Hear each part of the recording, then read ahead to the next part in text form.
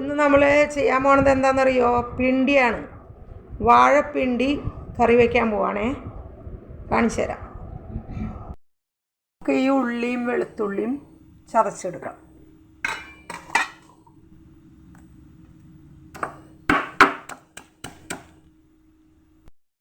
നമ്മൾ പിണ്ടി വാഴയുടെ പിണ്ടി എങ്ങനെയാണ് വെക്കണേന്ന് കാണിച്ചു തരാം കേട്ടോ. ദേ പിണ്ടിയാണിത് കേട്ടോ. അതുപോലെ ഇത് പയർ, ഇന്നലെ കുതിർത്തി വെച്ച പയർ. പിന്നെ മഞ്ഞപ്പൊടി, പിന്നെ ഉപ്പ്,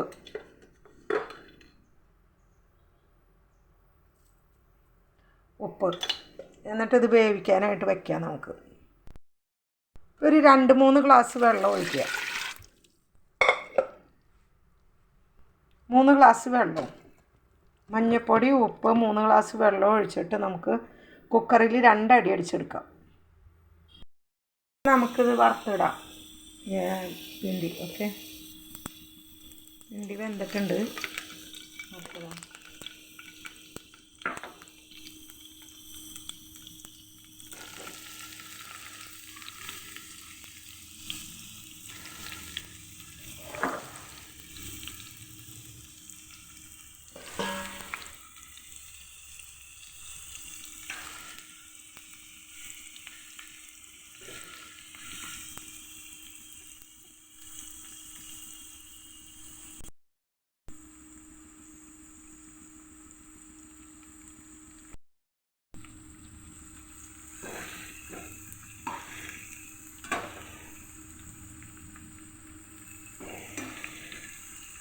നന്നായിട്ട് മൂപ്പിച്ചെടുക്കാം. നമുക്ക് നന്നായിട്ട് കളറാക്കി എടുക്കാം. വെളുത്തുള്ളി, ചുമന്നുള്ളി, കരിവേപ്പില നന്നായിട്ട് കുറച്ച് ബ്രൗൺ കളറാവുമ്പോൾ മുളക് ചതച്ചെടുത്താൽ മതി.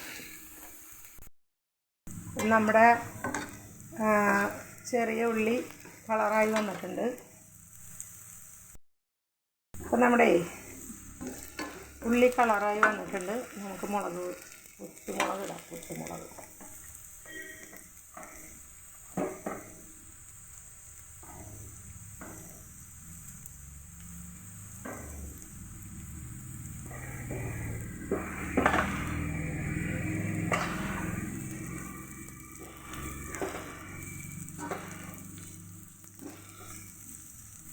നന്നായിട്ട് മൊരിയണം.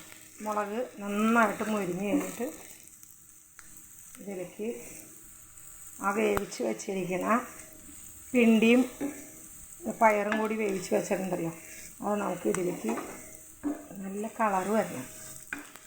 എന്നാലാണ് ടേസ്റ്റ് ആവുള്ളൂ. കാരണം ചെറു തീയിൽ വെച്ചിട്ട് നല്ല കളറാവുന്ന വരെയിട്ട് മൊരിയിക്കണം. മൊരിഞ്ഞ് കിട്ടുമ്പോഴാണ് അതിൻ്റെ ടേസ്റ്റ് വരുന്നത്.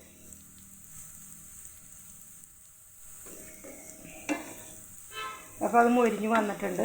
നമുക്കതിലേക്ക് വേവിച്ച് വെച്ചേക്കണം.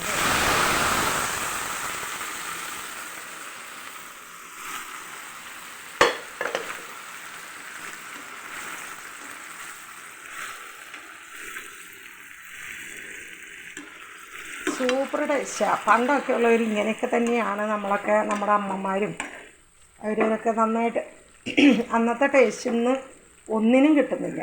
എത്രയൊക്കെ തേങ്ങാപ്പാൽ ഒഴിച്ച് വെക്കുന്ന കറിക്കും പണ്ടത്തെ നമ്മുടെ മുതിര, പിണ്ടി, വാഴമാങ്ങ് ഇതൊക്കെ വെച്ചിട്ടുള്ള കറി ബെസ്റ്റാണ്. ഓക്കെ, എല്ലാവരും